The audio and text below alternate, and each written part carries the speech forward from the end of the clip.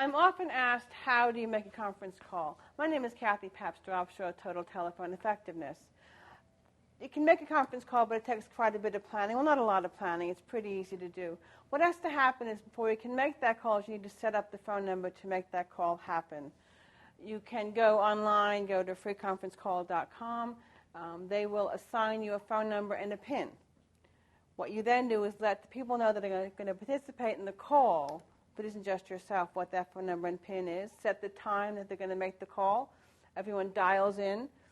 You announce yourself, and then you have that conference call. I was in a meeting yesterday with 8 people in a conference call.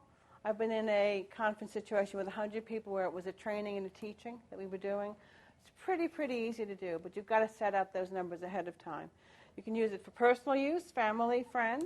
Internationally, as long as they can call the States, you've got a free conference call that can take place. It's free in terms of the service, but you pay the cost of that call, obviously.